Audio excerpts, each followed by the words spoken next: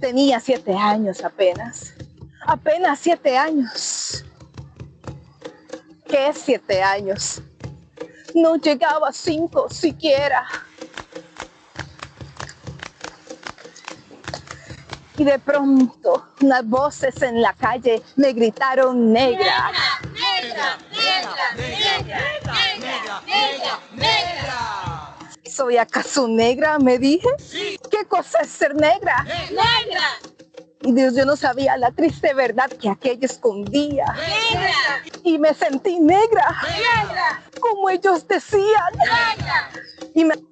Y retrocedí. Negra. Y retrocedí. Negra, negra, negra, negra, negra, negra. Y de hoy en adelante no quiero laciar mi cabello. Y voy a reírme de aquellos que por evitar, según ellos, que por evitarnos algún sinsabor, llaman a los negros gente de color. Negro. ¿Y de qué color? Negro. ¿Y qué ritmo tiene? Negro. ¿Y qué ritmo tiene? Negro, negro, negro. Negro, negro, negro. Negra, negra, negra, negra, negra, negra, negra. Al fin, ya no retrocedo. Y avanzo segura. Y avanzo y espero. Y bendigo al cielo porque quiso Dios darme el negro azabache que fuera mi color y ya comprendí. Ya tengo la llave. Negro, negro, negro, negro, negro, negro, negro, negro, negro, negro. Negra soy.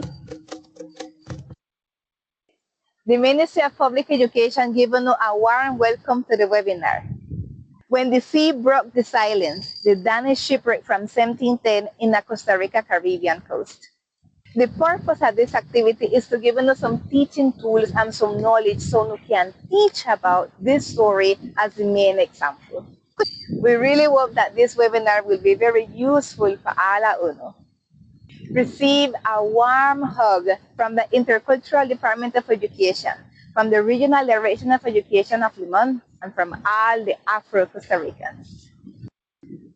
El Ministerio de Educación Pública les da la más cordial bienvenida al webinario Cuando el mar rompió silencios, los naufragios daneses de 1710 que sucedieron en el sur del Caribe costarricense.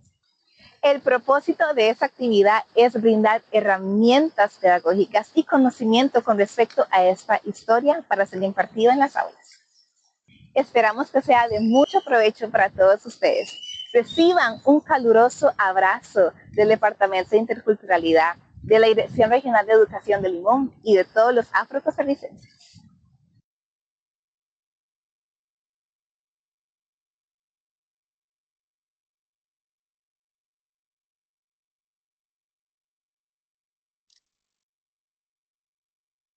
Adelante. Buenos días. Reciban un cordial saludo. El desarrollo de educación intercultural de la Dirección de Desarrollo Curricular del Ministerio de Educación Pública y la Dirección Regional de Educación de Limón les saluda y les da la más cordial bienvenida al webinario Cuando el mar rompió silencios, los naufragios daneses de 1710 en el Caribe Sur de Costa Rica. Este webinario va dirigido a las comisiones regionales de educación intercultural, personas asesoras de estudios sociales y cívica, y personas supervisoras y directoras de centros educativos. Este webinario tiene como objetivo brindar herramientas pedagógicas para abordar en el aula episodios poco conocidos de la historia nacional, a partir del caso de los naufragios daneses de 1710 en el Caribe Sur costarricense.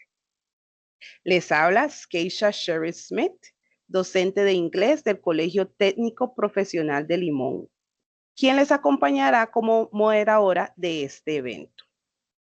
A todas las personas participantes les solicitamos por favor completar el registro de asistencia, el cual se encontrará en el chat 30 minutos después de iniciado este evento. Le damos un especial agradecimiento a la funcionaria Keisha Davis Smith por esa sentida adaptación del poema Me gritaron negra, de la escritora, coreógrafa, dramaturga y activista afroperuana Victoria Santa Cruz, con la que iniciamos este evento, así como el saludo y bienvenida que nos hizo en criollo limonense.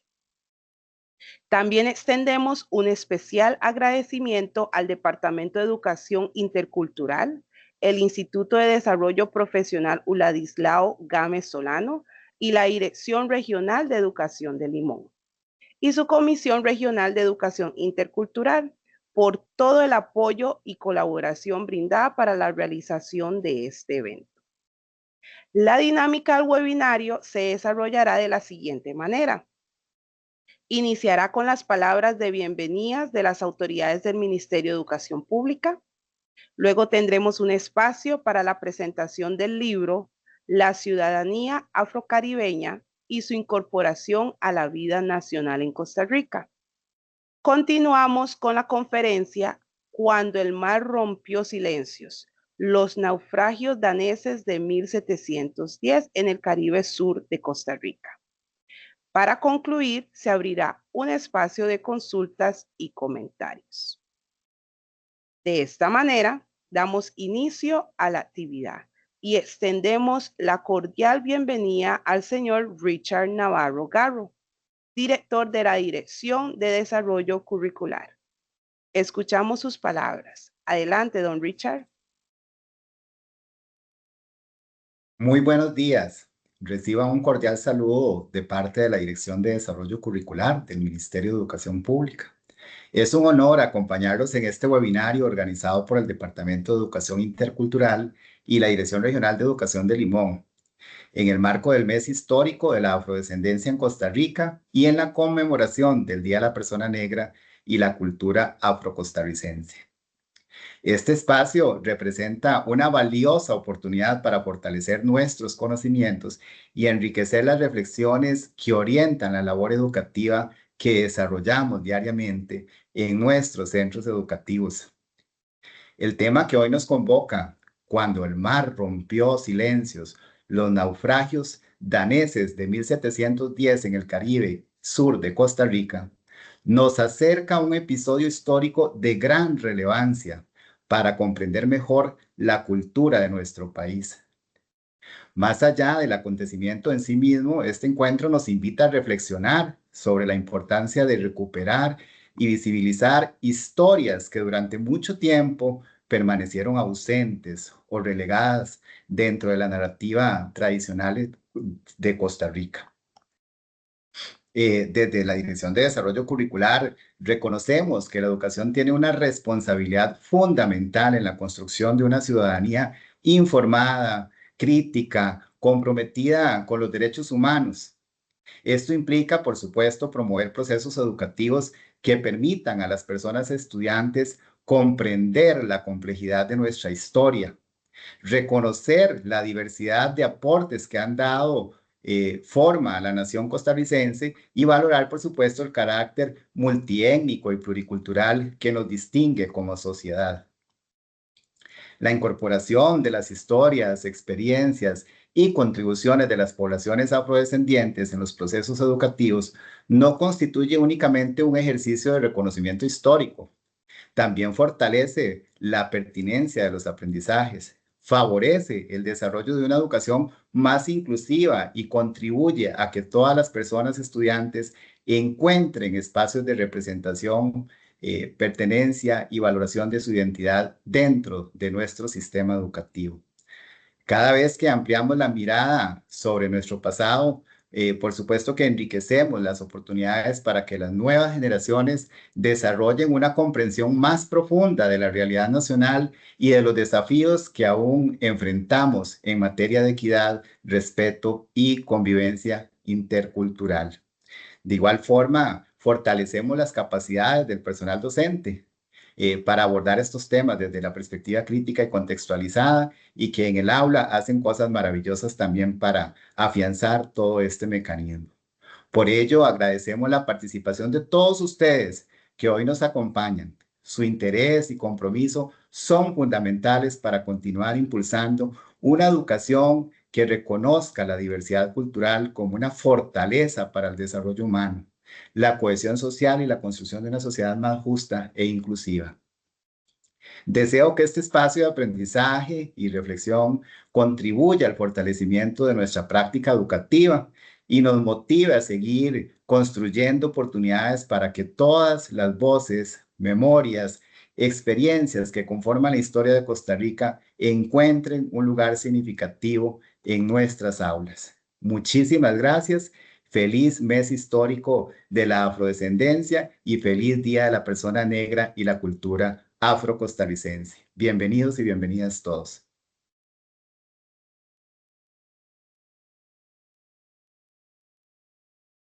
Expresamos nuestro agradecimiento al señor Richard Navarro por su mensaje.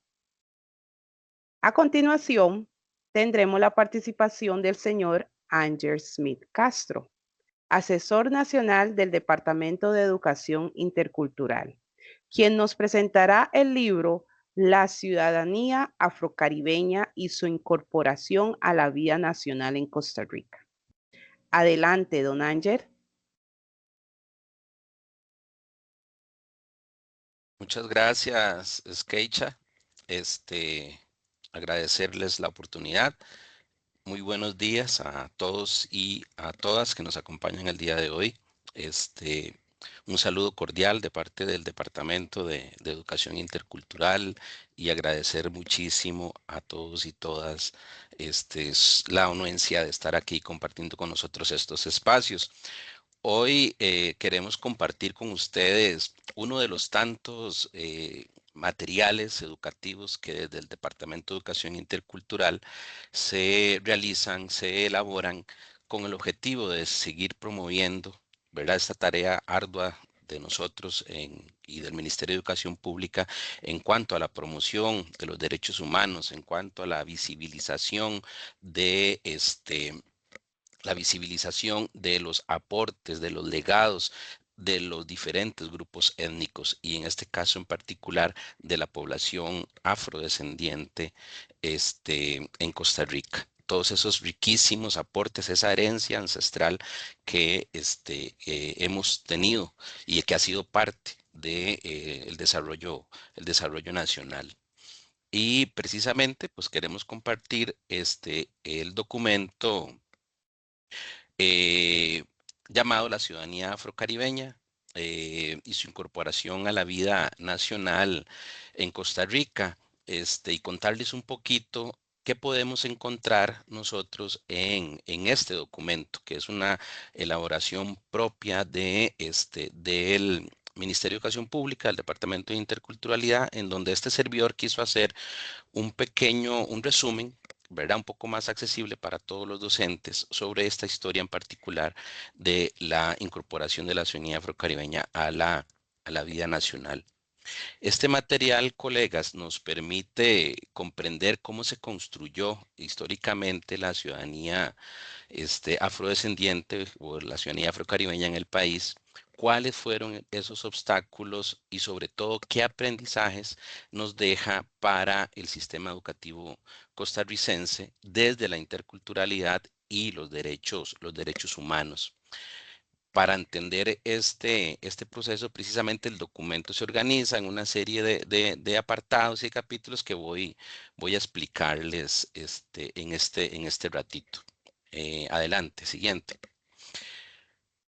En primer lugar, nos encontramos con una introducción en donde se nos plantea un aspecto fundamental, el cual es la migración como parte de la historia de la humanidad.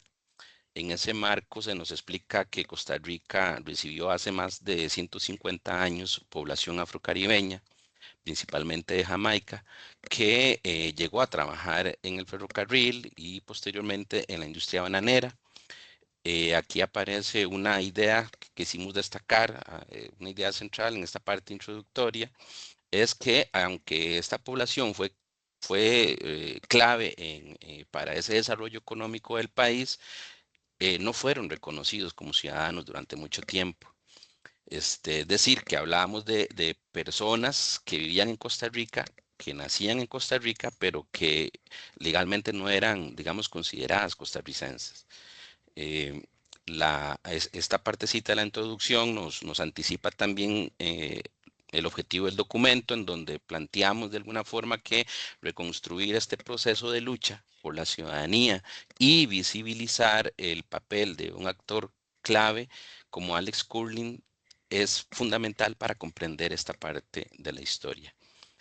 Desde el inicio se nos plantea que comprender esta historia es importante, es fundamental para construir una educación, como lo hemos impulsado desde hace mucho tiempo desde el departamento, a una educación más inclusiva y consistente con esa diversidad de la sociedad costarricense.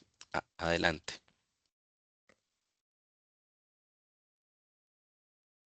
En el segundo apartado, pues nos ayuda a entender un poco el contexto histórico en el que vivió la población afrocaribeña.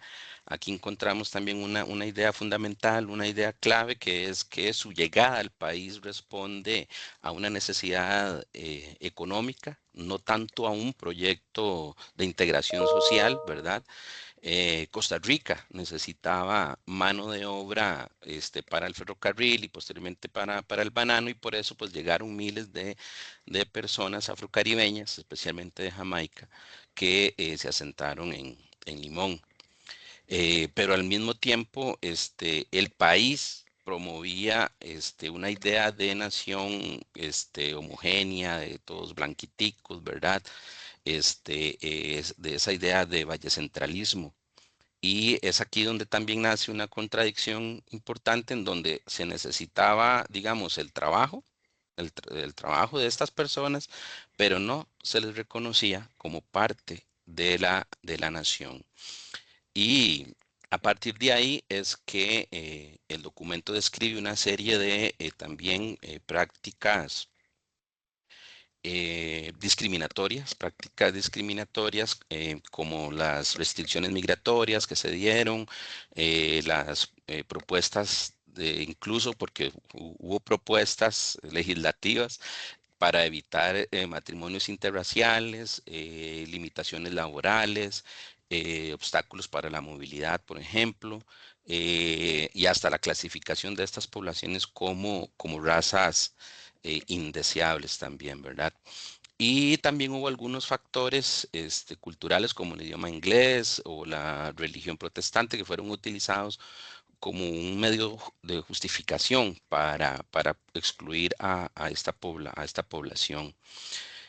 Entonces, a partir de eso, digamos, se puede decir que no se trató tanto de un problema individual, sino de un sistema estructural de discriminación.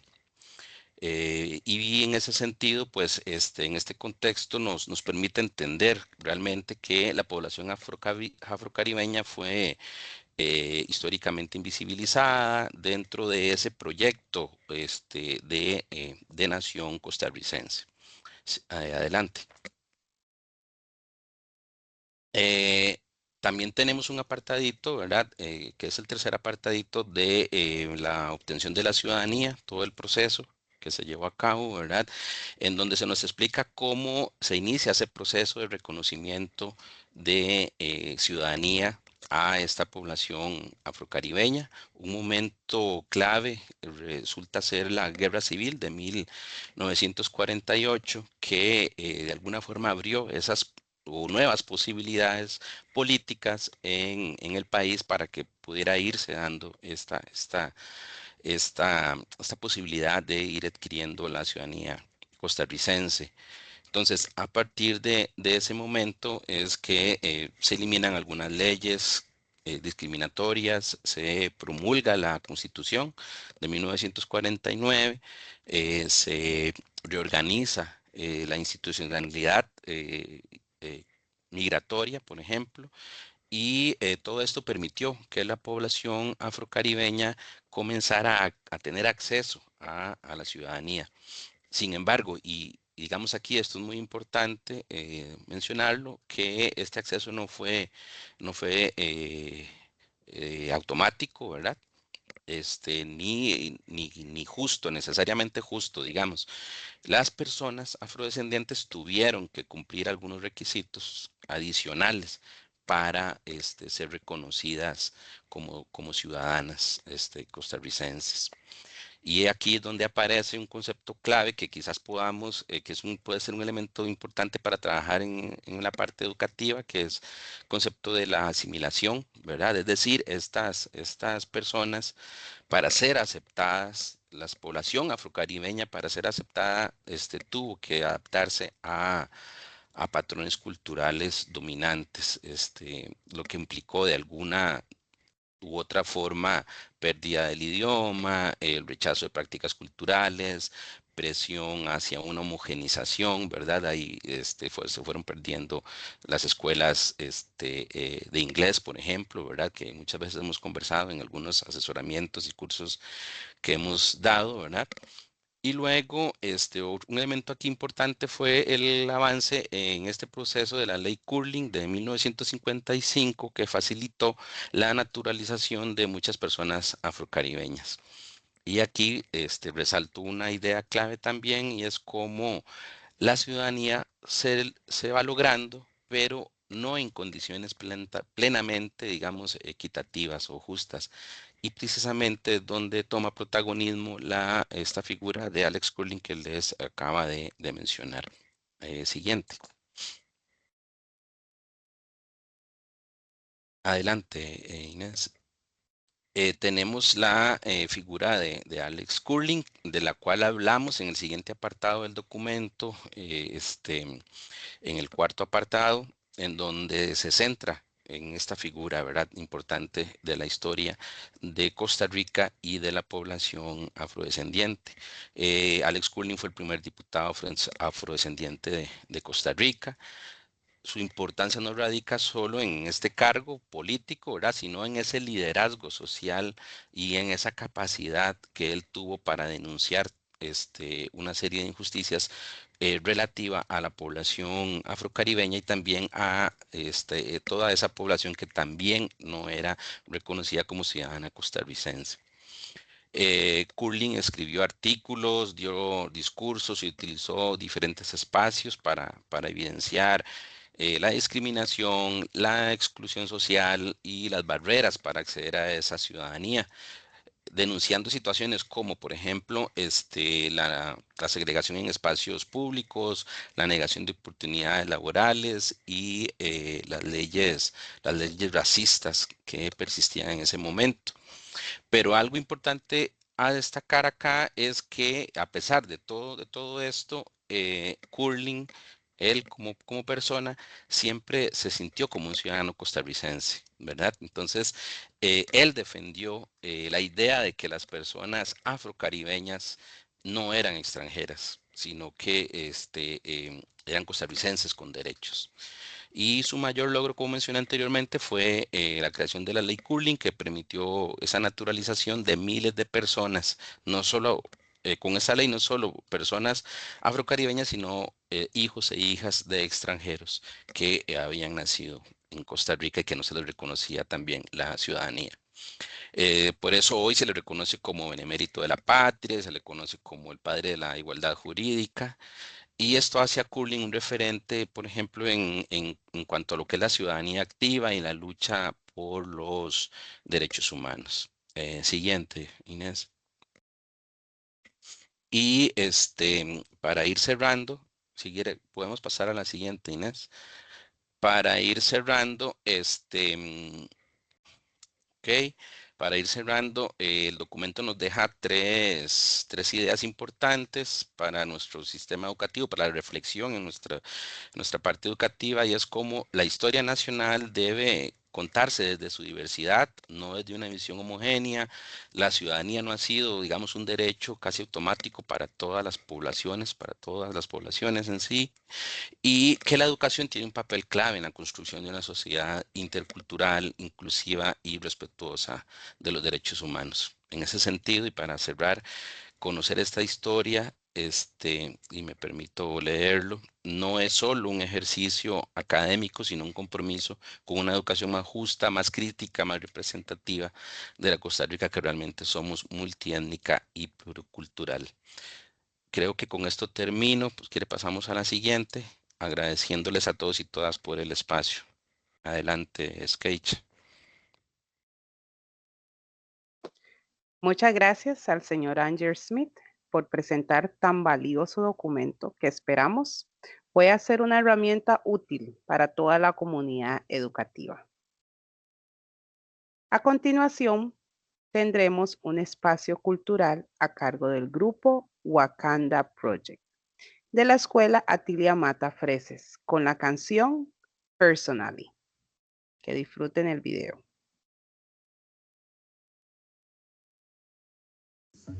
Personally,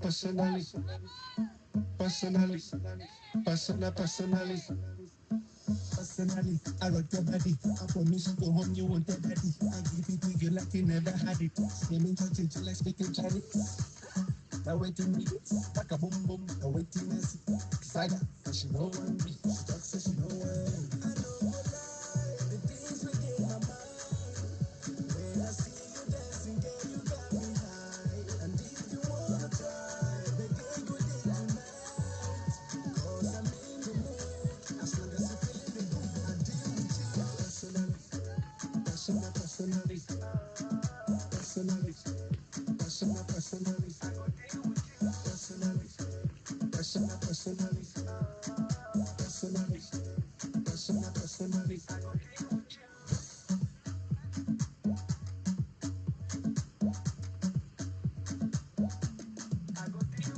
personally, professionally. I see what you're doing intentionally. Yeah, me want it physically. So give it to me radically. Emotionally, psychologically. You're turning me on biologically, sexually, dramatically. I just got such no way. I know the things within my mind. When I see you dancing, girl, you got me high. And if you wanna try, baby, go day tonight. 'Cause I'm in the mood. As long as you feel it, I go deal with you personally. Personally, personally, personally, personally, personally, personally, personally, personally, personally, personally, personally.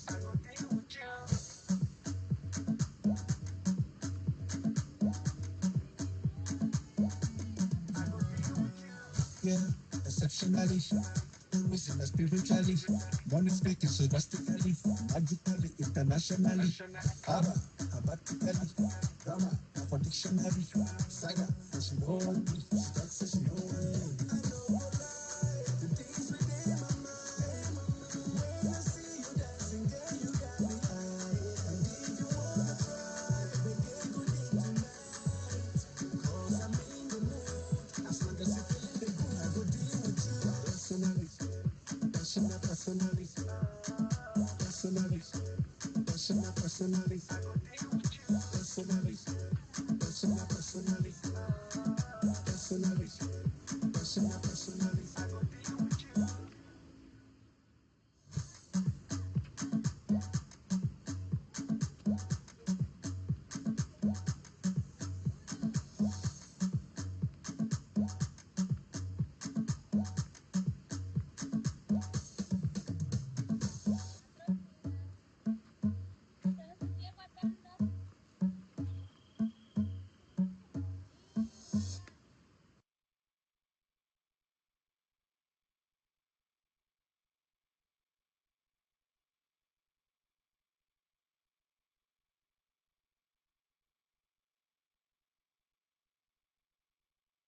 Agradecemos al grupo Wakanda Project de la Escuela Atilia Mata Freses, cuyas coordinadoras son las docentes Sarita Murray y Wilana Loría, por esta hermosa presentación que refleja sin duda alguna parte de las vivencias de nuestra hermosa comunidad del Caribe costarricense.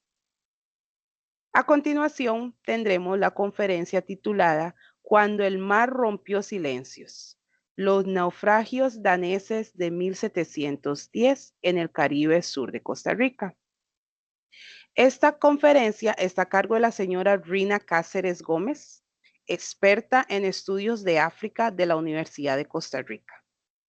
La expositora es historiadora y profesora emérita de la Universidad de Costa Rica. Su especialidad es la historia de África, el Caribe y las poblaciones afrodescendientes en Centroamérica, con experiencia docente en Costa Rica, México, España y Haití. Su trayectoria incluye investigaciones en archivos de África, Europa y América. Ha publicado múltiples libros, artículos y materiales educativos especializados. Asimismo, ha colaborado con la UNESCO y ministerios de educación. Su trabajo busca integrar la historia africana y afrodescendiente en los programas escolares. Les recordamos que pueden formular sus preguntas y comentarios a través del chat.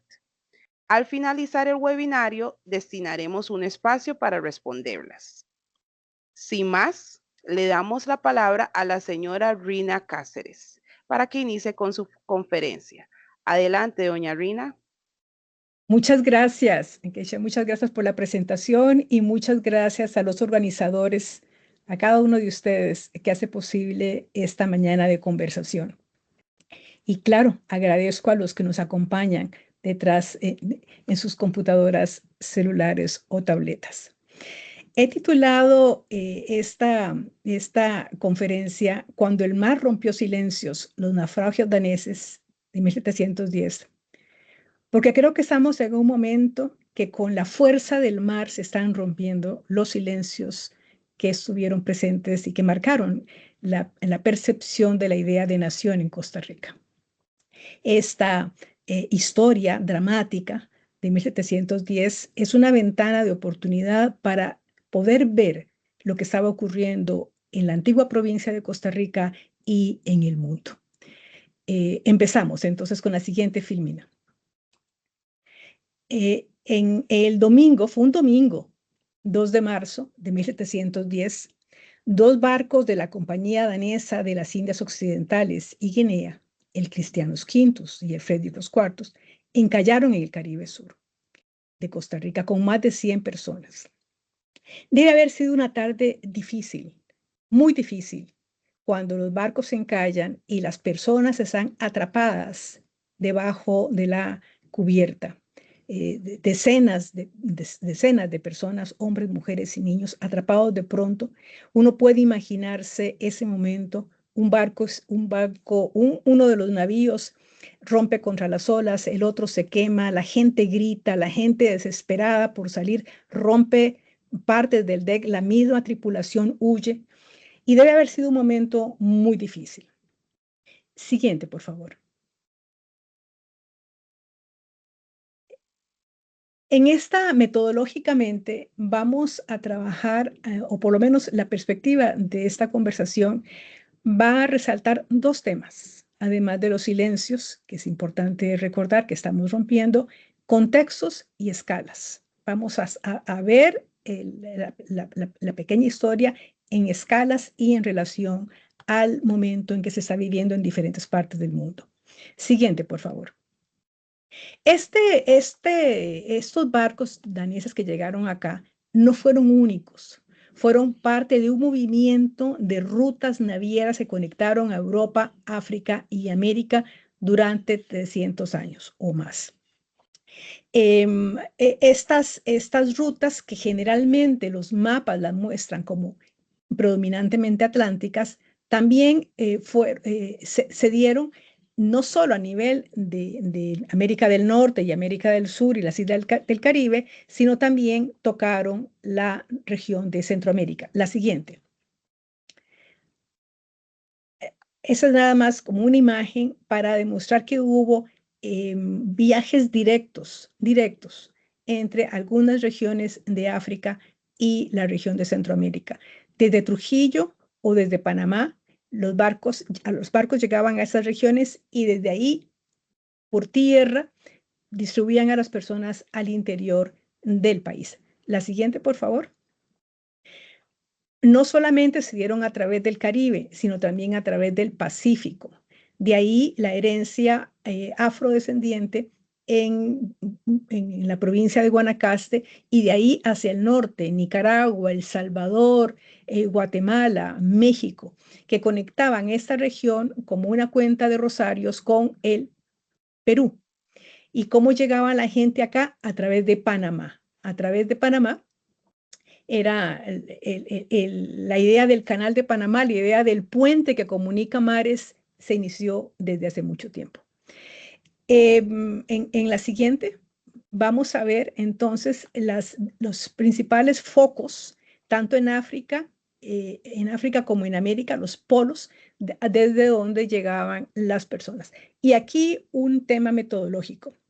Generalmente decimos que la conexión de Costa Rica y de Centroamérica, pero de Costa Rica en particular, la conexión atlántica se inició con el cultivo del café y la exportación de banano. Esta historia pone en evidencia que no es tan cierto, que desde el siglo XVII y XVIII y desde el XVI incluso, había una comunicación directa entre nuestra región y otras partes del Atlántico. Falta aquí mencionar la otra pata de la mesa, por decirlo de alguna manera, y es Europa. La siguiente, por favor. Desde Europa hubo en Europa grandes puertos esclavistas, puertos que ayudaron a construir la grandeza de sus imperios a través de la utilización de mano de obra esclavizada.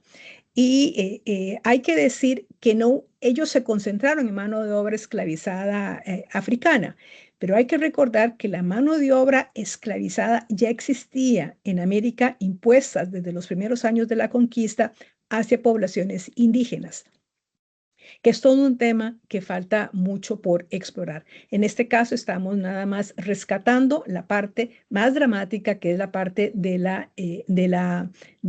vínculo con África. Entonces, bueno, hay una conexión entre Costa Rica, Centroamérica, América Latina, África y Europa, una conexión atlántica desde mucho antes de la economía del café y de la economía de la agroindustria del banano. Y siempre en esta lógica, la siguiente, por favor, es muy importante recordar que, y la siguiente, el impacto que tuvo esta industria en la economía europea. La siguiente, por favor. La industria naviera provocó migraciones, es decir, si nos colocamos estamos viendo contextos, entonces las tres patas de la mesa serían Europa, África y Costa Rica. Bueno, en Europa, ¿cómo fue este asunto de la esclavitud? Bueno, eran compañías, corporaciones transnacionales con una fuerte inversión bancaria, con un sistema financiero detrás, con un sistema de agencias de seguros detrás, que estaban en general invirtiendo en la industria naviera. Las primeras, las dos más importantes fueron los astilleros como fuente de mano de obra, y eso hizo que mucha gente de Europa se desplazara hacia esos puertos. Pero también en el Atlántico Norte hubo una gran importante pesca de arenques y ballenas, que fue lo que alimentó las economías del Báltico y del Atlántico Norte. Pero llegó otra actividad económica que empieza muy tangencialmente para llegar a convertirse en la economía dominante para estos puertos, que fueron los barcos esclavistas y toda la actividad esclavista en torno a ellos. Laboralmente, desde el punto de vista de un trabajador que viene desde el campo, la opción de trabajar en un barco esclavista era la última opción. Generalmente llegaba gente ahí que había sido realmente desplazada de los astilleros o de la pesca, que no encontraban ya ningún trabajo, o incluso gente que había sido condenada por delitos. Y para evitar esos delitos o deudas económicas, se insertaban en estos oficios. No es anécdota que también en muchos casos, ante la carencia de personas que quisieran trabajar en los barcos esclavistas, literalmente se robaban a los hombres de los pubs, particularmente en Gran Bretaña, a los que estaban más alcoholizados, que no se daban cuenta, y los llevaban a trabajar a los barcos esclavistas. Por otra parte, el tema del drama de la fuerza laboral europea, tenemos otro problema. Cada barco salía con avituallamientos, con materiales para vender y colocar en alguno de los sitios por donde los barcos navegaban. Y esto provocaba en general una carencia, una carestía de alimentos a nivel local y muchas veces el aumento del precio local de granos básicos. Y hubo casos de protesta social y que son parte de la historia del movimiento de protesta social en Europa que se extendió a los siglos XVIII, particularmente en el XVIII, donde la gente protesta por las condiciones de vida y una de esos elementos de denuncia tiene que ver con cómo esas corporaciones se llevaban los alimentos para nutrir sus negocios y dejaba a la población local desamparada en términos de alimentos. La siguiente, por favor.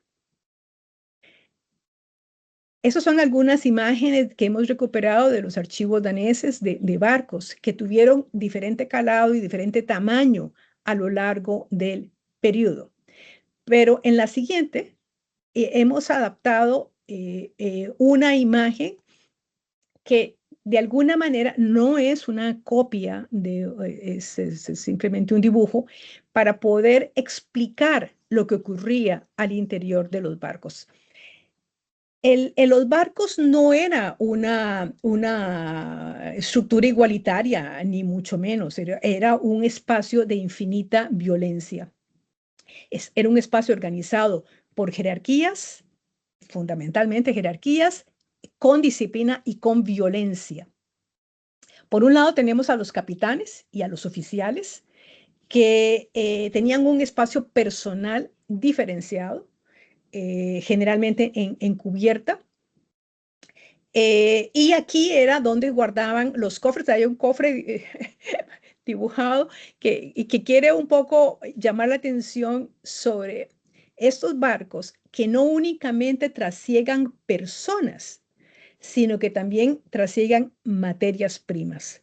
Y en el caso de los barcos que nos compete, los barcos daneses, vamos a ver más adelante por la ubicación del fuerte militar danés en África, en lo que hoy sería Ghana, ellos iban buscando dos cosas, marfil y oro. Es un lugar que conocí en los mapas antiguos como Costa de Oro, donde las potencias se pelearon tener una oficina, un puesto comercial o un fuerte militar. En la cubierta, posiblemente a la intemperie, dormían los marineros. Debajo colocaban a la gente esclavizada y abajo material para la venta o para necesidades del barco y el marfil. Estos barcos llevaron gran cantidad de marfil y llevaban y trasegaban marfil, que es muy pesado, igual que el oro. Entonces uno se imagina que son bienes preciados para ellos, más importante incluso que las personas, aunque las personas eran una importante carga. Hay que decir que las relaciones sociales dentro de los barcos era de una infinita violencia. El espacio era muy pequeño para cada individuo. Iban 40 centímetros, 40 centímetros, como dos bloques de cerámica del piso. Es decir, yo siempre hago la prueba de cuánto espacio me tocaría. Y los marineros también vivían en espacios de violencia arriba, pero los de arriba ejercían violencia sobre los de abajo, eran los que tenían el control de algo muy importante, el alimento y el agua. Y en esos búnkers flotantes, la comida y el alimento eran fundamentales. Había muchas enfermedades, hambre, escorbuto, disentería, viruela, tifus, y entonces la mortalidad era muy, muy elevada. Sobre todo en las primeras décadas, donde no había reparo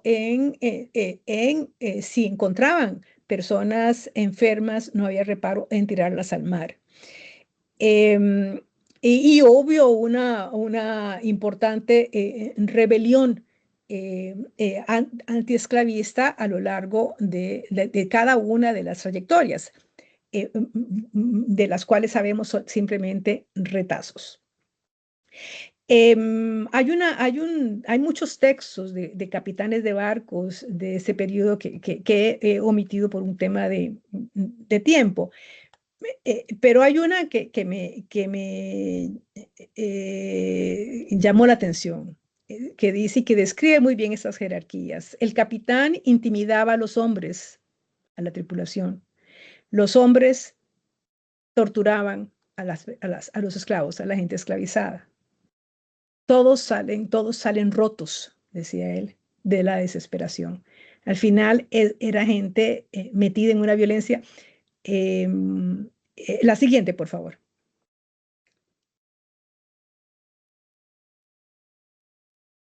La siguiente.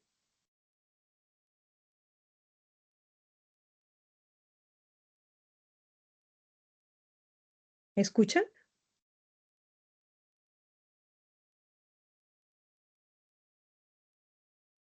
¿Me están escuchando? Sí, Sí, profesora, sí estamos la escuchamos. escuchando. Ah, por favor, la siguiente. Ya la pasé. Ah, no. Ya, perfecto. ¿Cuál de las dos? No la ¿Esta o la veía. otra? Esa, no la veía. Ok. Me parecía congelado todo. Bueno, en esta hecho a plumilla, se ve la parte de abajo de la cubierta donde introducen a la gente esclavizada. Como ven, los han desvestido, hay una profunda violencia. Esas personas son desvestidas, muchas veces desnudas, son colocados abajo, bajo cubierta, porque también no los mandan a la de abajo porque necesitan tener control de ellos. Cada persona tiene un valor importante en el mercado, muy importante. Yo siempre menciono que una persona esclavizada para finales del siglo XVII costaba lo que costaba una casa en Cartago, cerca del Cabildo. Aquí son personas que están vestidas en sus comunidades, que son robadas a través de racias, y que el proceso de esclavizar es un proceso violento que empieza con la detención y la desnudez. La siguiente, por favor. Son hacinados en espacios muy pequeños. En algún momento no había espacio para que pudieran estar de pie, sino simplemente como de cuclillas o sentados. Realmente había muy poco espacio, aunque en unos hubo más espacio. Depende de cada barco, de cada momento, de cada compañía, y eso es nada más un dibujo a propósito. Siguiente, por favor. Esa es la trayectoria de los dos barcos. Los dos barcos iban en busca de oro, marfil y personas.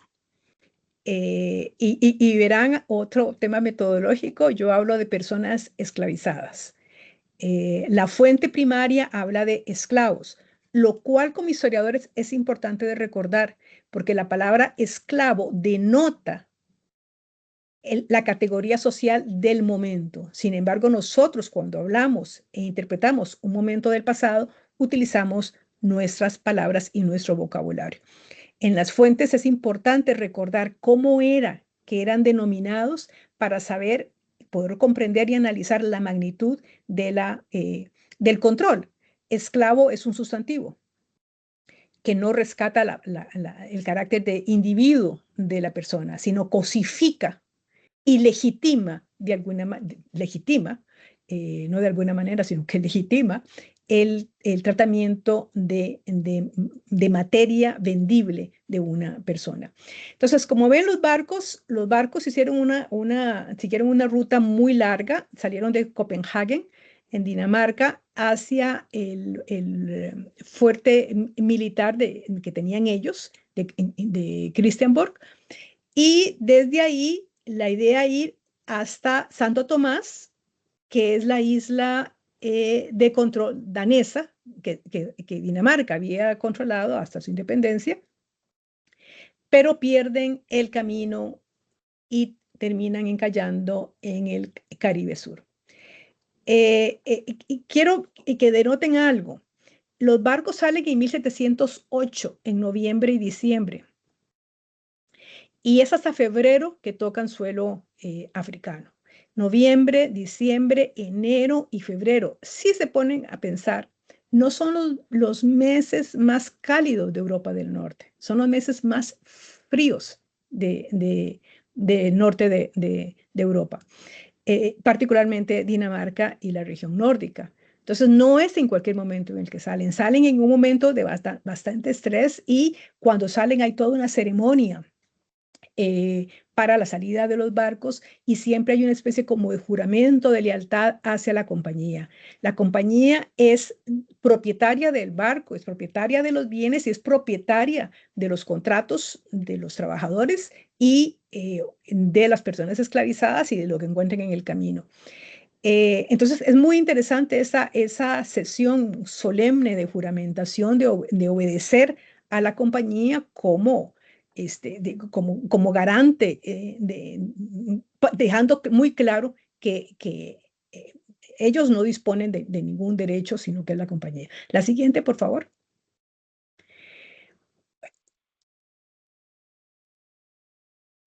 La travesía a través de África fue muy larga, fueron 500 kilómetros en 7 meses. Es decir, hay 2 barcos que hoy en día, a través de los estudios, a través de la historia marítima y de la navegación danesa, se ha concluido, bueno, desde hace mucho, desde mediados del siglo XX, que este ha sido uno de los mayores desastres de planeación en la historia naval danesa. Es uno de los más llamativos del desastre.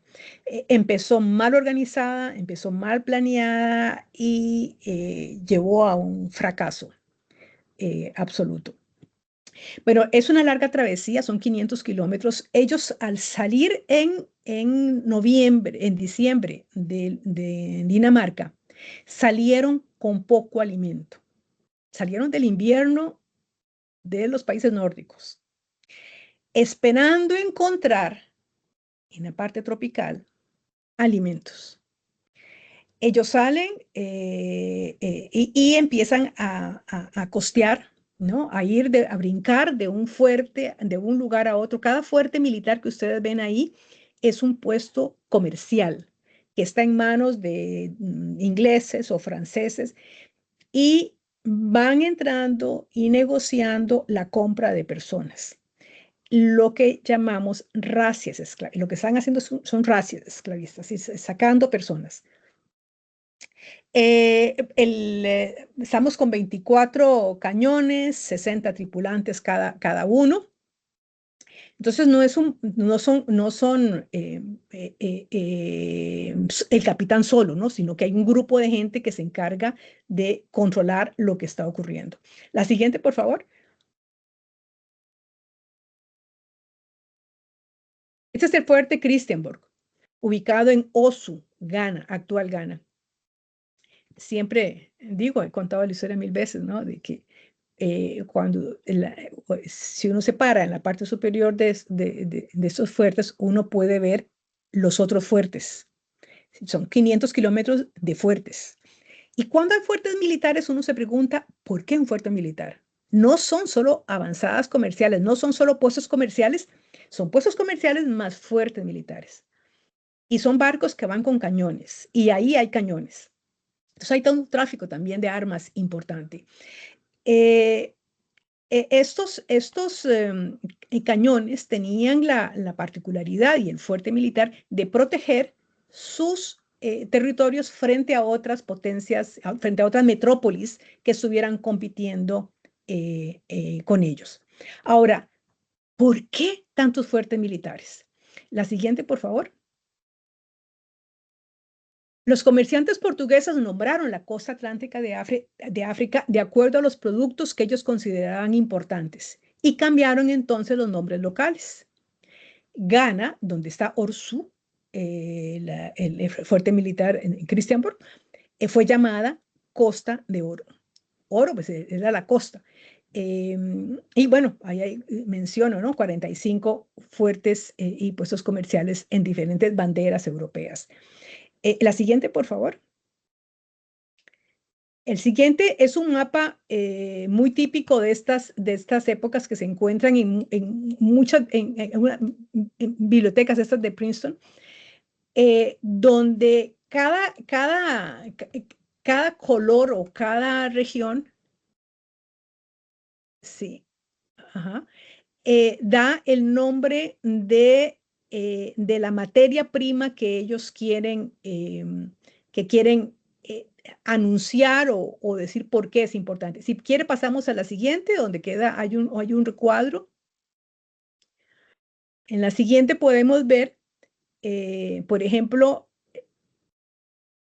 la siguiente filmina, la siguiente, esa. Lo que tienen a su izquierda es la costa de granos, Grain Coast. En amarillo, a su izquierda o a su derecha, no sé. Y en rosado tienen lo que llamaban ellos Guinea y se distribuye de acuerdo a la lectura de los comerciantes europeos, Ivory Coast, que es Costa de Marfil, Gold Coast, que es Costa de Oro, y luego el infame nombre de la siguiente, que es Costa de los Esclavos, donde está Benín. De ahí no llegó el barco, pero que fue uno de los sitios de donde se sacaron creo que más de 2 millones de personas. Entonces, esa nomenclatura, esos nombres se quedaron durante muchas décadas. Y yo tuve 12 profesores que a mí me enseñaron con esos nombres. Pero bueno, como las olas rompiendo en el mar, obviamente se rompieron estos nombres y hoy se rescatan los nombres históricos. La siguiente. Bueno, cuando los marineros llegaron y los barcos llegaron y no había, llegaron con poco alimentación, porque de nuevo, repito, y recuerdo, salieron en invierno. Hay una frase memorable del capitán del fuerte militar que les dice, miren, yo tengo oro, pero no tengo alimentos. Y esa frase denota y pone en evidencia esta arrogancia en la planeación y en los barcos esclavistas de no tomar en cuenta el contexto local. Y vamos a la siguiente. En la siguiente podemos ver cada uno de los fuertes militares, construidos. Cada puntito negro a lo largo de la costa son los fuertes militares construidos para comercializar. Y de nuevo, no solo personas, sino en este caso oro y marfil. Pero no eran espacios socialmente desocupados. Ahí había personas y habían organizaciones políticas y habían estados. La siguiente. Entonces, cuando hablamos de los barcos daneses, yo generalmente les llamo, en la siguiente, por favor, les llamo los barcos procedentes de Aquamu, en Ghana. No sé si la pueden ver, Aquamu. Sí, la que sigue. Ahí. Aquamu era un estado que desapareció, pero era el estado más poderoso justamente para 1710, para la fecha en que estamos contando esa historia. Con autoridades, con liderazgos, con crisis internas, con un estado en crecimiento, un estado que estaba dominando, estaba sentado un poquito más al interior y fue bajando hasta la costa, donde encontraron digamos, estímulo comercial de comprar y vender oro, marfil, pero también personas. Y lo que quiero decir con esto es que esta economía atlántica que se forma atravesada por el sistema esclavista impacta grandemente no solo a América, sino también a África, particularmente el África colocado a lo largo de la costa atlántica, y provocó transformaciones estructurales, políticas y económicas internas que duraron hasta la independencia. Hay una disputa armada entre estados estimuladas por este comercio internacional que no es extraño hoy en día para lo que ocurre. Si estamos viendo noticias hoy en el mundo, noticias mundiales, vemos que está ocurriendo esto, y una expansión territorial. Y en esos conflictos y en esa expansión interna que tiene que ver únicamente con los conflictos propios de la sociedad de cualquier parte del mundo, hubo desplazamientos de población, porque hubo guerra y expansión territorial, disputas armadas, y en esas disputas armadas hay desplazamientos de población. Muchas de esas disputas armadas se hicieron más complejas en la medida en que llegaban más armas, que fue lo que anoté desde el principio. Esos fuertes militares implicaron el trasiego importante de armas y en algunos casos de armas pesadas.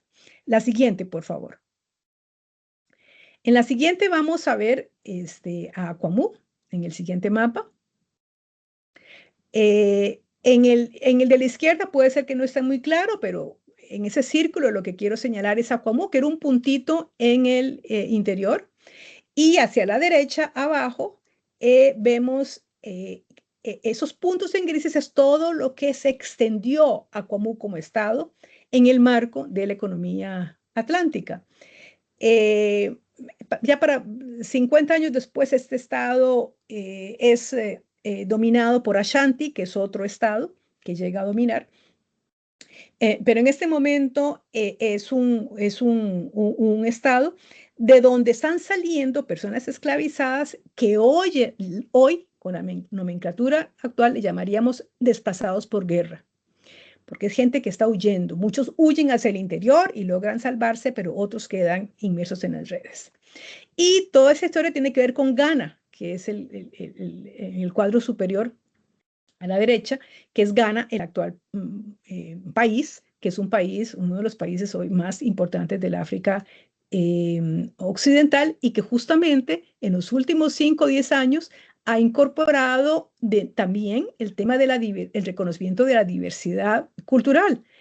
¿Por qué? Porque hubo muchas culturas, grupos étnicos, lenguas, idiomas, y están incluso renombrando ciertos centros de investigación para dar cabida a todas estas historias.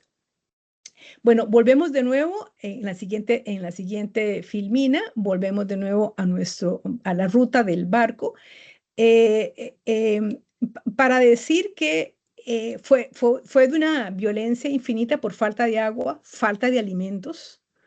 No pudieron conseguir los alimentos, entonces mandaban barcazas a lugares vecinos a comprar alimentos. Y en esa escasez, y siguieron subiendo más gente, y subían más gente, y más gente, desproporcionadamente. Entonces, la violencia creció y los ánimos de rebelión estuvieron presentes desde el inicio.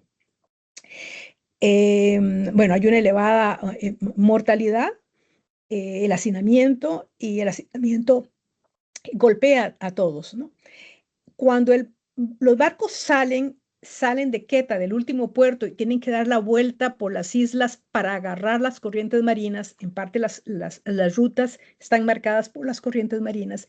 Ellos salen de Queta, que está en la costa, en tierra firme, pero tienen que darle la vuelta a Sao Tomé y Príncipe, por decirles algo, para agarrar la corriente, tomar la corriente marina que los llevaría hacia el Caribe. Cuando toman la decisión de parar las razas esclavistas e irse para Santo Tomás, fue ante la última rebelión. La última rebelión al interior del barco, de la que se sabe muy poco. De lo que se sabe es que su líder fue ejecutado y su cuerpo expuesto en proa. En la siguiente hacemos un recuento de las personas que murieron a lo largo de esa travesía. Todos son números aproximados. Murieron, bueno, hubo hambre, enfermedades, poca agua, al menos 2 rebeliones a bordo, 71 murieron durante el recorrido solo en la costa, en el zigzagueo africano. Ahí iba muriendo la gente de hambre. Y en Quetta fue donde fue la rebelión, la última rebelión de las personas esclavizadas. Entonces, la siguiente, por favor.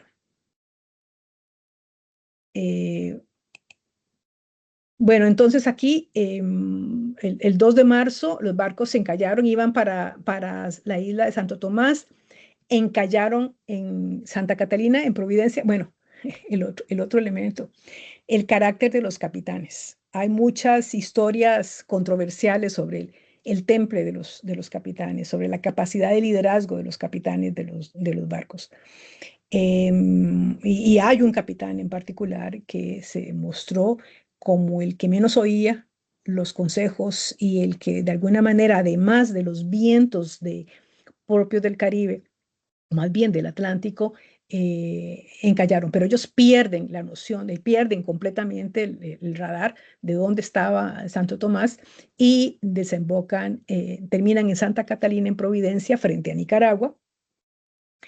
Y mi hipótesis es que desde allí ya tenían, obviamente, la carencia de alimentos fue tal que racionaron la alimentación de la gente esclavizada y racionaron también la alimentación de los marineros desde el momento en que salieron de Quetta, es que ya no les quedaba comida.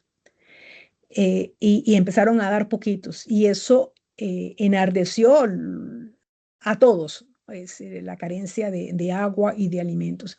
Entonces llegan a Santa Catalina, están toda la tripulación y la gente desesperada, y ahí encuentran en Santa Catalina a unas barcazas de Jamaica que los provee de alimentos. No, los archivos no indican, las fuentes no indican qué ocurrió a cambio, pero sí en ese momento la esclavitud era el tema dominante, y particularmente en Jamaica. Es posible que esas personas ese alimento no haya llegado gratuitamente. Era muy común, o por lo menos no era poco frecuente, que se tomaran 2 o 3 personas esclavizadas y se las dieran como pago por la comida y por la dirección de hacia dónde iban. El capitán, es claro en los reportes que el capitán entonces decide irse a Portobelo en vista de que ya no puede llegar hasta Santo Tomás. ¿Y por qué a Portobelo? Porque Portobelo fue en su momento muy cerca de lo que sería hoy Bocas del Toro, la región entre Portobelo y Bocas del Toro, un sitio de cruce de comerciantes, no necesariamente los más de las compañías más importantes, sino comerciantes pequeños. Y era un lugar de tráfico pesado e intenso, no solo de fuerza de trabajo esclavizada, sino y sobre todo indígena. Se robaban mucha gente indígena de la costa. La siguiente, por favor. El naufragio fue dramático. Las tripulaciones, bueno, el Frederikus Quartus ardió en el mar. Hay un par de testigos que dicen que fue incendiado a propósito y que el Cristianos V fue hundido por la tripulación. Algunos dicen que fue que encallaron y se rompieron con las olas, que por lo menos uno de ellos rompió con las olas, y que el otro fue hundido por la tripulación, que ya no aguantaba más la pérdida de rumbo y sobre todo la violencia y la ausencia de alimentos y aguas.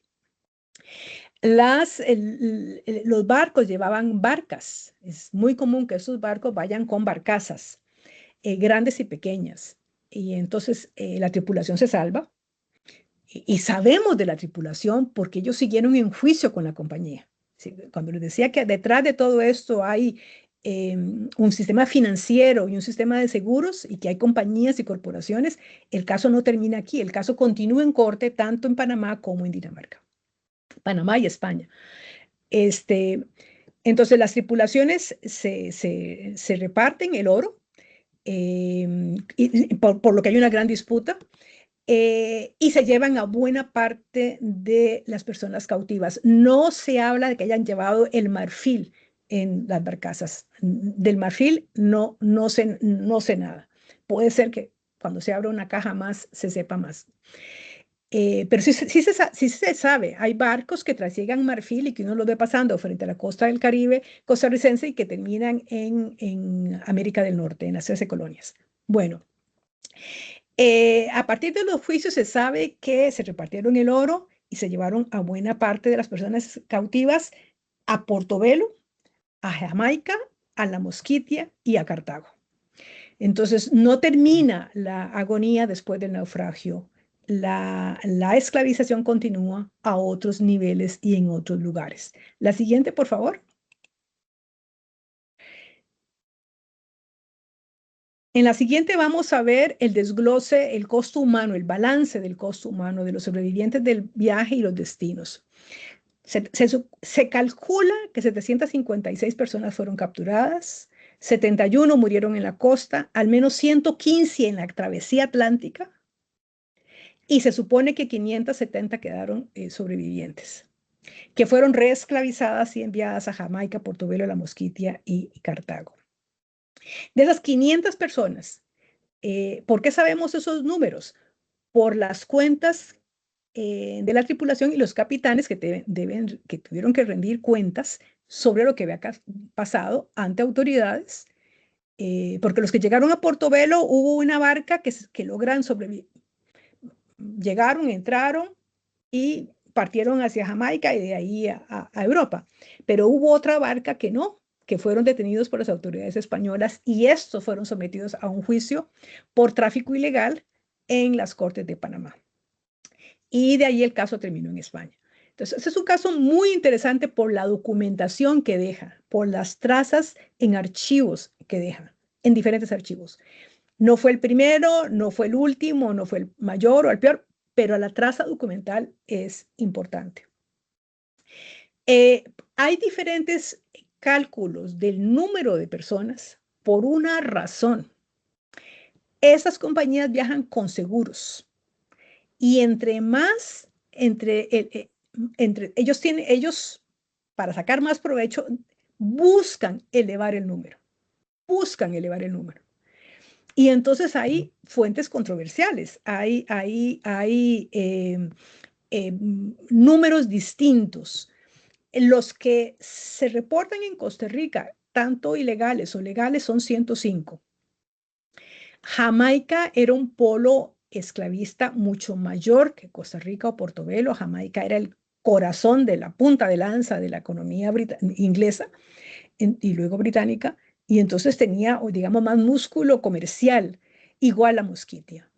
Entonces, no sería casual que muchos de sus sobrevivientes, pero no sabemos cuántos, de los que se tiene comprobación, son de los 105 en Costa Rica. La siguiente, por favor. En la siguiente, de nuevo, vamos al contexto. Si en Europa tenemos una economía en los puertos muy volcadas a la actividad marítima, donde tenemos arenque, pesca ballenera, desarrollo en los astilleros, en Acuamú tenemos en Ghana reacomodo de la política interna, igual sucede en Costa Rica. En Costa Rica no fue cualquier año. 1710 es un momento histórico y por eso este caso es tan relevante y metodológicamente nos ayuda mucho a explicar las conexiones de la pequeña provincia. Recordarán que para finales del año de 1709 tenemos el levantamiento indígena de Pablo Presbere. Eso hace que las tropas y las milicias vayan hacia el sur en uno de los capítulos más memorables de la historia de nuestro país. Para 1710 los barcos están llegando no en cualquier momento, sino que están llegando en una condición de la alerta en la parte sur, porque ese es el mayor levantamiento indígena. Pero también tenemos una presencia importante de comerciantes desde Jamaica. Las relaciones con Jamaica son iguales desde el siglo XVII. Hay comercio con Jamaica. Y en un principio se llevaban hacia Jamaica personas de las comunidades indígenas, al punto de que hubo un momento determinado, la Asamblea Colonial de Jamaica prohíbe, a partir de la presión entre potencias, de que se sigan esclavizando indígenas, pero eso ocurre en el siglo XVIII. Hay una gran presión hacia las comunidades indígenas desde el lado español y desde el lado externo, tanto de Jamaica como los misquitos, y que están también atravesando comercialmente la región. Entonces, no podemos descuidar ese contexto en el que se inscriben estos barcos y por lo que lo hace memorable en términos de una página muy dramática de nuestra historia que demuestra la conexión que tiene la provincia con el Atlántico, la inserción en su economía caribeña, economía atlántica, sus conexiones con África. Es la siguiente, por favor. Lo que tenemos acá es una reesclavización en la pequeña provincia de Costa Rica. Es un drama humano cómo fueron capturados y nosotros vamos a poner en un esfuerzo de la Escuela de Historia, estamos haciendo paleografía de por lo menos los 5 documentos más importantes, donde ustedes podrán utilizar como fuente primaria para sus propias interpretaciones. Hay uno, el último en el que estamos, es muy dramático la reconstrucción de ese momento de captura. Ellos bajan definitivamente con hambre, con sed, y son engañados, los llevan hacia sitios de agua, los llevan comida, y al final pues los detienen. Se habían escondido en Moín, en Punta Blanca. Nosotros tenemos, al final les voy a dejar dos pósters, dos afiches, donde pueden encontrar el detalle de cada uno de esos lugares donde fueron encontrados una vez que huyeron. Moín, aparentemente. Moín era un lugar donde la gente se escondía y posiblemente una vía para salir de la costa Caribe, que estaba ante tanta amenaza. Bueno, llegaron heridos, con sed y hambre, y ahí se les dieron nombres hispanos. Y desapareció la traza de Aquamú. No sabemos los nombres. Y ahí mismo, el otro elemento que hay que recordar, importante para ese contexto, es que el año anterior, 1709, en el momento de la rebelión de Pablo Pérez Vere, la gobernatura de la provincia declaró el cacao como moneda. Entonces, Matina se había convertido en un centro de operaciones fundamental, porque era la moneda. Entonces, 40 fueron comprados ahí y 105 fueron llevados a la capital. Hay que decir que este caso tuvo un gran impacto en 1710, pero más impacto 10 años después, cuando un nuevo gobernador llega y empieza a hacer una limpieza de impuestos, de que la gente no está pagando impuestos. Y en la búsqueda del pago de impuestos se encuentra con toda la ilegalidad que se dio en torno a la reesclavización, no a favor de las víctimas, sino la cantidad de gente que recurrió a la venta de personas. Y aquí vamos a la siguiente filmina, donde, bueno, una vez que son llevados a Cartago, ¿qué pasa en Cartago? En la siguiente filmina, por favor. Las personas fueron puestas en venta, y aquí yo he encontrado al menos tres subastas de personas. Hubo una anterior, 10 años antes, en Caldera, en el Pacífico. Ahí eran 40 personas. Aquí son 105. Hay más documentación en esta última que en la primera, aunque hay documentación. Y aquí sucede un fenómeno de una violencia infinita que debe permitirnos a nosotros reflexionar como sociedad. Las personas son llevadas, ustedes se imaginan, Cartago tenía tal vez 8 o 10 cuadras, y ver entrar, llegando desde la costa Caribe, desde Matina, gente encadenada, gente amarrada, en grupos de 10, en grupos de 5, en grupos de 15, el impacto que tuvo que tener en la población local.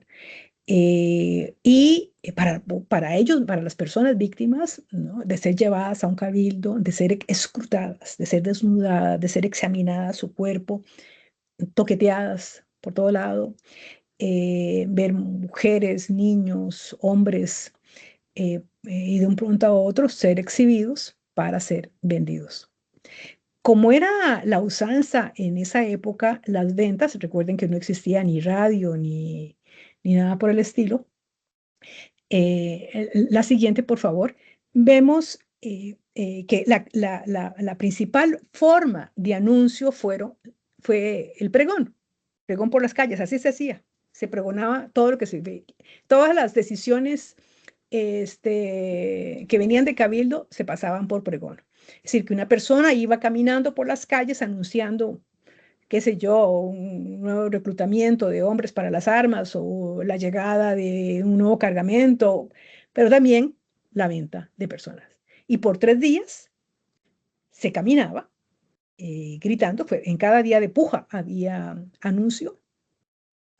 Y la frase es de una infinita violencia, no la puse aquí, es muy dura la frase, me cuesta decirla, pero la frase que se ve repetida una y otra vez es: negros para la venta, negros de su majestad, es decir, negros de la corona española, para su venta. Y ahí empieza, bueno, ahí no empezó, pero ahí se legitima la idea de esclavo como objeto, la objetivización de una persona, y a la par la palabra negros. Y el acto en sí, cuando uno ve las actas, participan muchas personas. Hay una puja, no solo de Cartago, vienen de todos lados de la provincia e incluso de Panamá. Y hay un acto interesante para la reflexión y el análisis. Es decir, hay gente que compra, y los que compran son pocos, porque se requería de mucho dinero, pero son más los que observan. Y los que observan están observando la puja y están participando de alguna manera de ese griterío de la masa, ¿no? Sí, a la venta. Es decir, hay un acto público, digamos, donde se reafirman jerarquías sociales y raciales. Y la violencia hacia las personas de origen africano, si ya era cotidiana, en estas ventas se profundiza. Y entonces hay una conexión que nosotros debemos de hacer cuando hablamos de todo el camino que nos falta hacer para reconocer nuestra diversidad. Es que muchas veces no hablamos de esas cosas en las que se participó como sociedad, como colectivo, y que dejaron marcados ciertos dispositivos de reacción hacia o contra las personas esclavizadas. En la siguiente, vemos algunos de los nombres con que fueron bautizadas las personas. En la siguiente filmina, algunos nombres: Juan, Felipe, Francisco, Catalina, María, Nicolasa, Josefa, Antonia, Pedro, Gertrudis, Antonio, Miguel. Son algunos de los nombres. Miguel Maroto, me parece que Mauricio Meléndez hizo una interesante biografía de él. Y son algunos de los nombres hispanos que les fueron impuestos. No conocemos los nombres de Acuamú. Acuamú es, digamos, que mi gran tema pendiente, del que leo, y todavía no me he podido sentar a escribir porque hay otras premuras. Pero quisiera pasar a la siguiente, para ir terminando, a la siguiente imagen. En el círculo en rojo está el Cabildo, está la plaza, y entonces está la Plaza Mayor. Y a unas 5 cuadras está la Puebla de Nuestra Señora de los Ángeles, una comunidad de negros, mulatos y pardos libres, formada desde mediados del siglo XVII. Entonces, uno tiene que preguntarse qué impacto pudo haber tenido la venta de personas de origen africano en una comunidad afrodescendiente libre, pero que sigue viviendo a mitad del siglo XVIII, el que vecinos, no solo de Cartago, de otros lugares de la provincia, llegaban a sacar a sus mujeres y a las viudas y a huérfanos para ponerlos en servidumbre. Entonces, la idea de la servidumbre y el miedo o pánico que pudo haber provocado el que esto se estuviera dando a 5 cuadras o 10 cuadras de donde estuviera haciéndose la venta de personas. La siguiente. Entonces, africanos y afrodescendientes, podemos ver en la siguiente, africanos y afrodescendientes convivían entre la libertad y la esclavitud en un mismo espacio urbano. Las personas libres tenían una libertad negociada, que es en lo que estoy trabajando ahora, últimamente, cómo se negocia. Y ahí participan artesanos, comerciantes, milicianos, y frente al acoso para poner en servidumbre a sus mujeres y sus hijas, que además lo subrayan, ¿no? Es un interés por las mujeres. Y por otro lado, la gente esclavizada, donde la libertad está prohibida. Y el estigma de la servidumbre, el estigma de que la persona afrodescendiente debe ser, es apta para la servidumbre, que es obviamente uno de los legados raciales más grandes que nos ha dejado la economía atlántica, y por eso yo hablo de la economía atlántica y del sistema esclavista desde un periodo colonial temprano, para poder distinguir esos fenómenos y procesos en los que como sociedad estuvimos incluidos. La siguiente, por favor. Y no podemos olvidar en la siguiente vemos, no sé si se puede dar un clic más. Así, otro más, creí que lo había dejado fijo. Y otro más, y otro más. Perdón. Y otro más, gracias. Es decir, esa es la pequeña Cartago, ese es un dibujo de Franco Fernández que obviamente habrá que reformar, y todo, pero digamos que nos sirve a propósitos didácticos, por decirlo de alguna manera. Tenemos la Puebla de los Pardos ahí arriba y tenemos el Cabildo abajo. Lo curioso es que el asesinato de Pablo Presbere fue casi que enfrente de la Puebla, o a unas cuadras de la Puebla. Entonces, son dos fenómenos que están relacionados. El asesinato de Pablo Presbere, que ocurrió en julio, en la primera semana de mayo, está la venta de personas, y en julio el asesinato de Pablo Presbere. Las ubicaciones las puse nada más como referencial, pero ver la cercanía en un espacio urbano donde se concentra, digamos, el drama de nuestra sociedad formativa, en momentos formativos, que nos debe hacer reflexionar o nos podría ayudar a comprender cuáles son estos dispositivos racializados que a veces tenemos en nuestra cabeza. Nos faltan dos más y termino. Es muy curioso, entonces, cómo de la periferia colonial, en la siguiente filmina, por favor, vemos cómo se pasa, porque hoy en día, ¿qué pasa con la Puebla? Y podemos ver en la siguiente filmina, por favor. Hay un símbolo nacional. Y por eso digo yo que estos dispositivos, siempre uno tiene que ir al pasado, porque bueno, ¿cómo explicamos la advocación a la Virgen de los Ángeles, que nació en la Puebla de negros, mulatos y pardos libres, sin conocer los dramas que vivió esta población? Entonces, la incorporación a la memoria nacional no necesariamente significó la incorporación de toda la historia en estos relatos.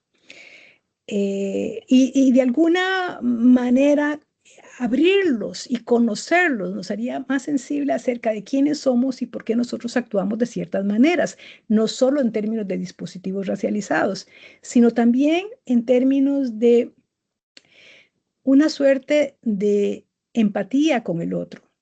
Si nos colocamos ya no desde la posición de las élites, si nos ponemos los zapatos de lo que fue la población mestiza, afrodescendientes, porque demográficamente, ¿dónde están ellos? Ellos están en el mestizaje.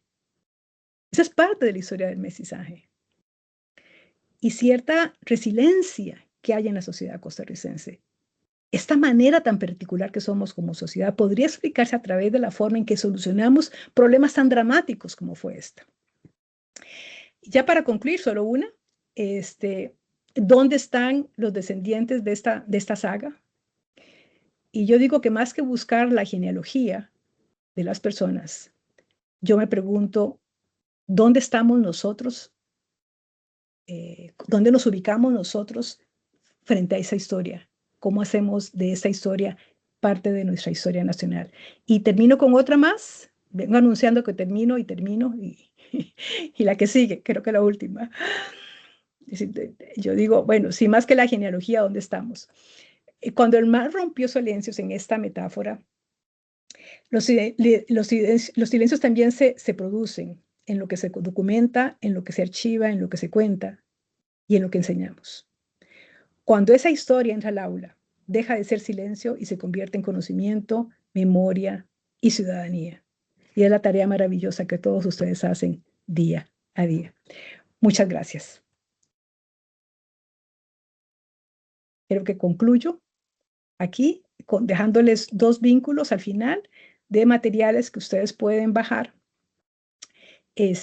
No sé si con Don Ángel se podrá hacer, pero hay material a su disposición. Hay un artículo en la revista de Cultura del Ministerio de Educación que va a salir la próxima semana, que va a estar a disposición de todo el mundo, y hay 2 afiches que hacen un resumen de esta historia. Si pasamos la siguiente filmina, vamos a encontrar ahí los materiales, o supongo que Don Ángel o alguien se las puede enviar. La Revista Nacional de Culturas, publicada por la UNED, y dejé el vínculo de los viajes esclavistas, la base de datos, que si ustedes trabajan con muchachos de últimos años, es de fácil manejo y se puede hacer un rastreo de los temas de la esclavitud, con poca representación de Centroamérica, debo decir, aunque ya incorporaron algunos datos. Sí, ya incorporaron algunos datos que me hizo mucha gracia porque yo siempre busco la fuente y la fuente soy yo. Entonces es muy curioso que son mis datos que están usando, lo cual me alegra mucho. Y en la siguiente, filmina, que si ahora sí es la última, son los 2 afiches que están a disposición, yo creo que los tienen, que es la historia contada. Tanto el artículo de la revista de historia como esto cuentan lo que he dicho. Aparentemente, el próximo año se va a publicar un libro muy importante de Russell Loss que habla justamente sobre estos barcos, que fue publicado en inglés, va a ser traducido y publicado en español por la Universidad de Costa Rica, lo cual me alegra muchísimo, y que es la saga, digamos, de esta historia. Y yo obviamente le pongo más otras cosas, pero digamos que el eje fundamental va a estar ahí también publicado. Y con eso me despido de ustedes. Muchas gracias. No sé si habrá alguna pregunta o inquietud. Y aquí quedo a su disposición.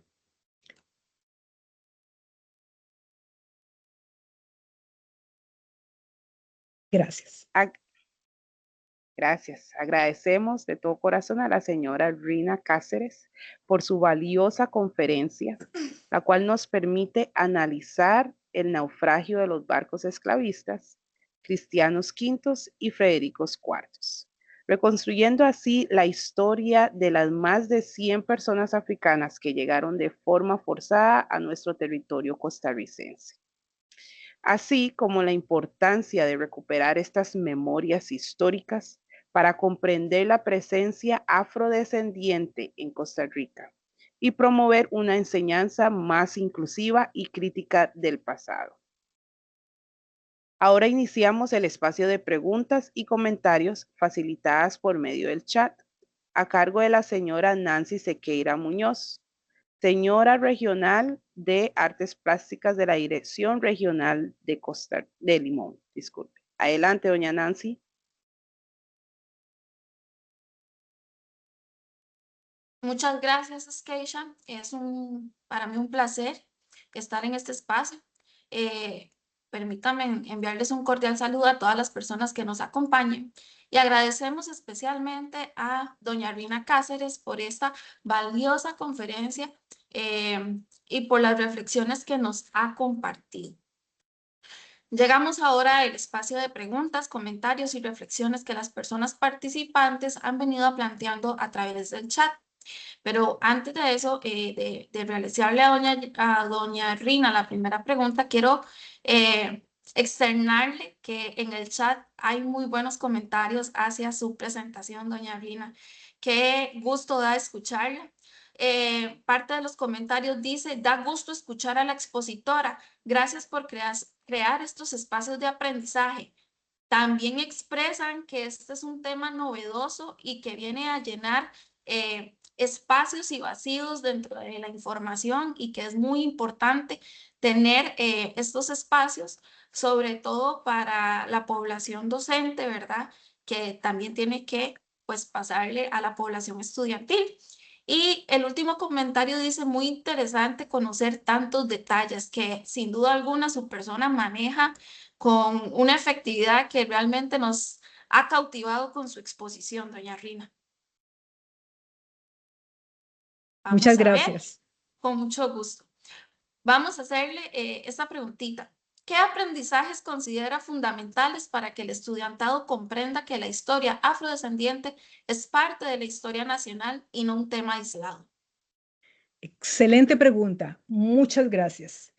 Yo siempre he hablado de nuestra historia. Y es muy importante el nosotros. Es muy importante ellos, claro, pero es muy importante nosotros. Y nosotros como colectivo nos hemos construido a partir de esfuerzos muy grandes, de grandes retos. Y hacen al país, que a veces se nos olvida que es un país maravilloso. Costa Rica es un excelente, a pesar de todos los problemas, es un maravilloso país con gente buena. La gente buena es mayoría.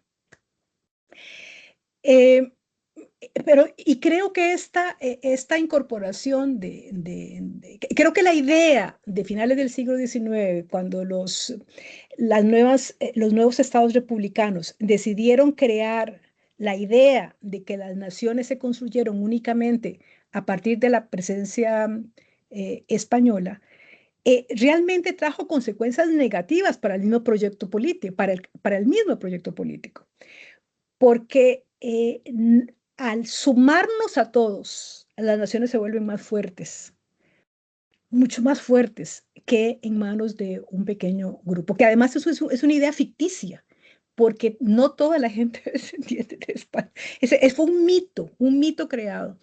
Y replantearlo en nuestro pasado ayuda a encontrar fortalezas. Yo por lo menos lo veo así, a encontrar fortalezas. Y esas fortalezas implican conocer el drama. No todo fue lineal. Conocer el drama por la que pasan las familias, la extrema violencia, pero además cómo fueron personas que sobrevivieron, se reconstruyeron y aportaron a la sociedad costarricense en todos los niveles. No es solo mencionar el dato como un señalamiento doloroso, que lo fue, pero también de resiliencia, de levantamiento, de fortaleza. La gente esclavizada no era pasiva, era profundamente activa.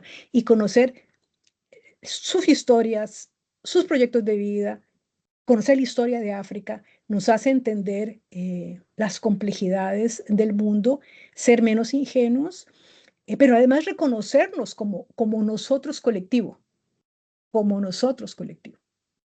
Correcto. No sé si Bueno, es muy simple mi respuesta. no, creo que más bien es muy atinada, ¿verdad? Porque cuando nos reconocemos en la historia, realmente nos ayuda a construir un mejor futuro como país.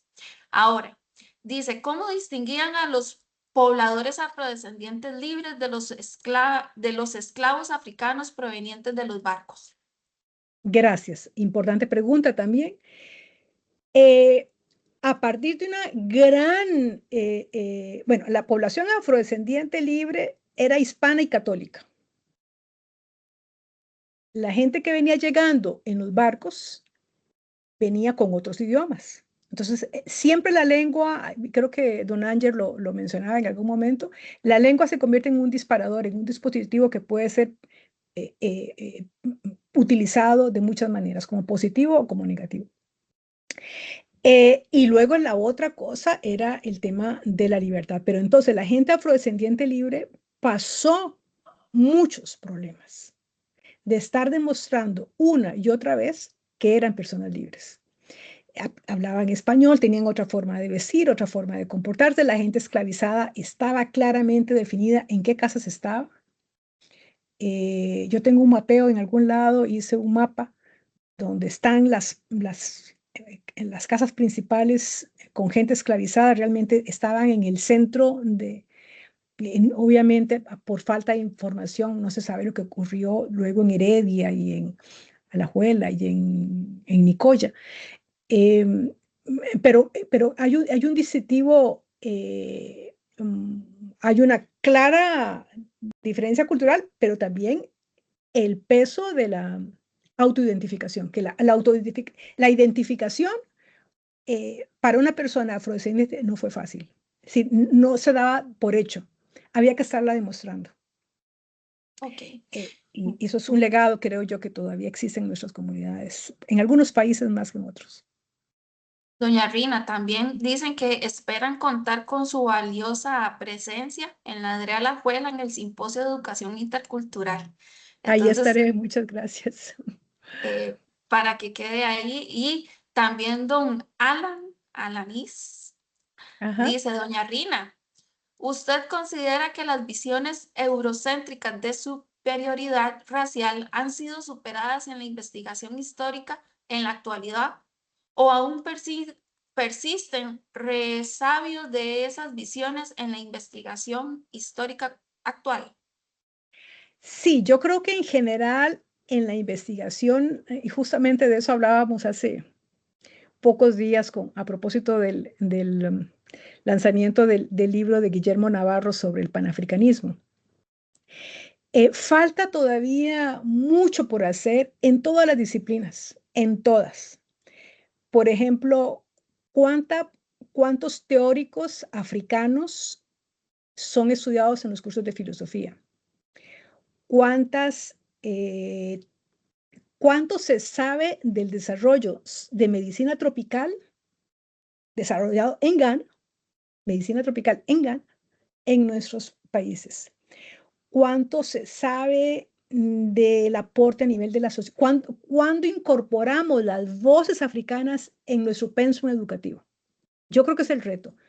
Cuando incorporemos las voces, las creaciones propias de África y de sus diásporas en la línea de enseñanza y de investigación, habremos superado el eurocentrismo. Pero creo que es en todas las disciplinas, en todas, no es solo en la historia. Totalmente coincido.